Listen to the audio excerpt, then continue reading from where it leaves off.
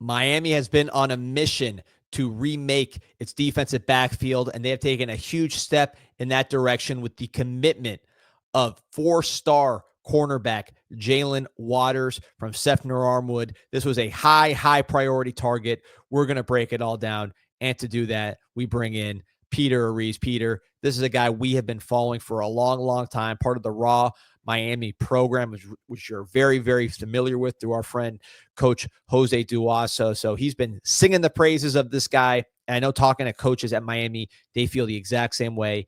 Big time player, 6'1", long arms, twitchy, just a premier player, 4-star, top 15 corner in America.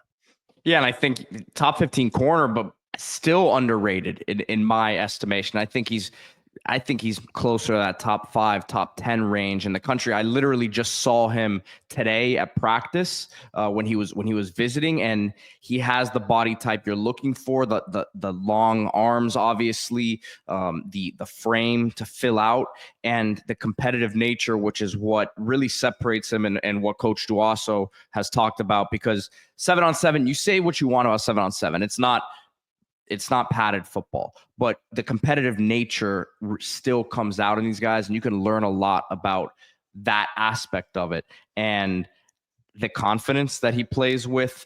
So you pair that with the physical tools. To me, the arrow's pointing up with this guy, and maybe rankings wise isn't the same category as a DJ Pickett was last year, for example. But I think could end up being that caliber of a 5-star player. I mean, I think that's how good this guy is. Yeah, let me go through some numbers here while you pull up the highlights. So yeah, we mentioned 6'1", seeing in person. I mean, he's pushing 6'2", long arms. The schools involved: Miami, Auburn. Of course, he decommitted from the Florida Gators, or was committed to Florida State earlier in the process. So the rare Big Three prospect committed to all schools ends up with Miami, Alabama in the mix, Colorado with Deion. Last year, 20 tackles, 3 pass breakups, 2 INTs. I think those stats are a little outdated, but that's what they have on Max Preps. Helped Armwood reach the regional finals. Armwood, a traditional power of a program. And I saw this guy live at Battle Miami, right there on the same field with guys like Hampton Portis, Miami's commit. Of course, Clinton Portis, his son, at corner. Javari Flowers, who Miami's really making a push to add to the class of 25. And this guy, to me, was by far the most impressive as far as like outside corner, just lining up and covering guys. You could just tell from the eye test that this guy was different from a just frame standpoint. Very good feet. Talking to Coach Duaso, he compares him to another guy he had, DJ Ivey, but the difference being that, Ivey's problem at Miami was that just his confidence wasn't there. He'd have a bad play and kind of let it spiral, struggled to find the ball. Waters, according to him, plays with more of an edge, just more of that self-confidence, and just a little twitchier. And then the length. You hear us talk about length. Again, DJ Ivey, someone who Miami fans were on all the time. He is an important part of Cincinnati Bengals defensive backfield. That's coming off an ACL. So he is clearly an NFL player. And that length and that quickness with that length has a lot to do with that.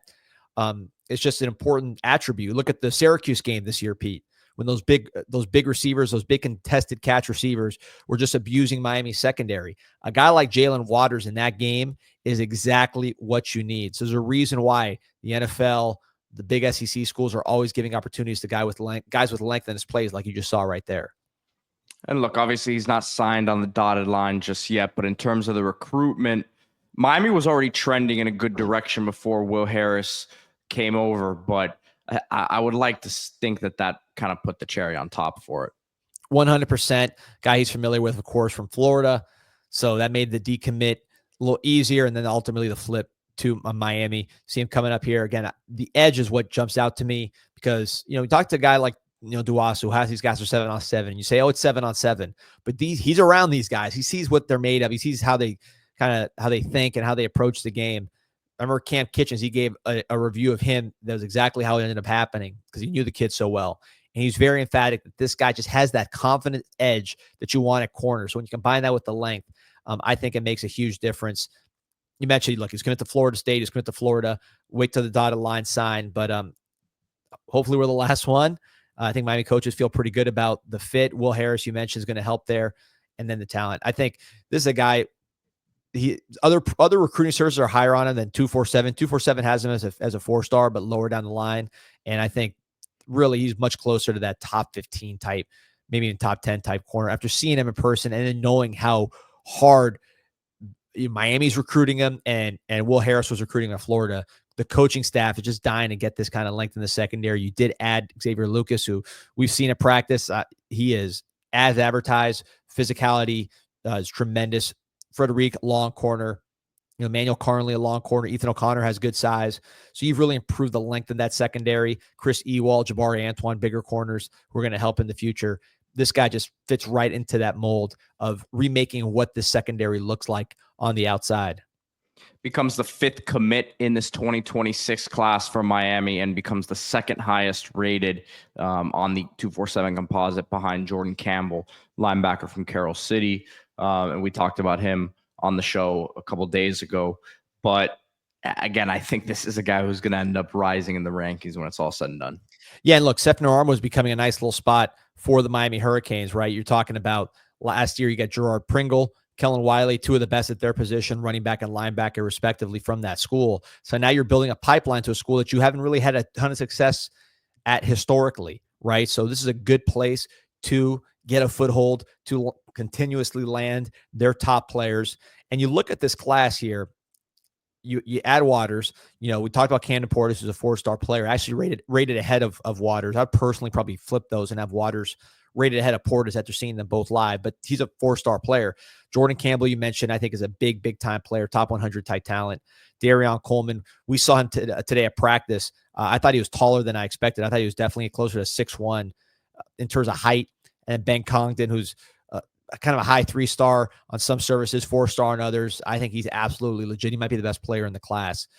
So really like this group. I don't think it's a ton of projects. Sometimes you see the lower rated project guys first and then the bigger names later. I think you're starting from a nice floor here with these guys that are going to be not just players that help you, but impactful players that you feel good about starting, and you're winning recruiting battles to land with playoff type teams.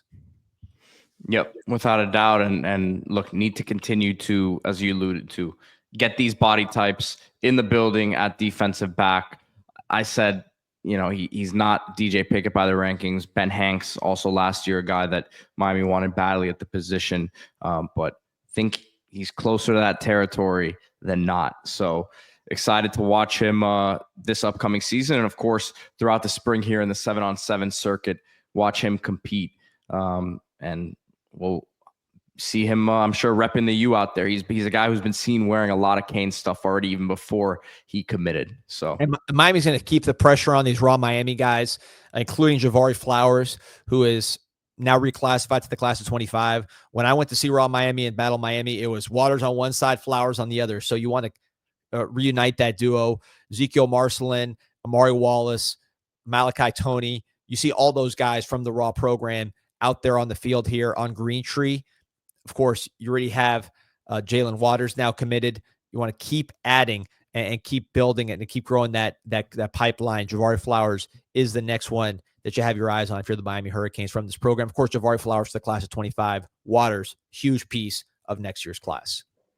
Remember to hit that like button and subscribe to the channel as we go live every day, Monday through Friday. And then, of course, whenever major news like this happens, we have you covered as well. Check out CanesInSight.com, completely free. Join the discussion on the message boards. It's the most active forums when it comes to the Canes on the internet, and it's completely free. Once again, we appreciate everyone for watching this show today. Go Canes. Go Canes.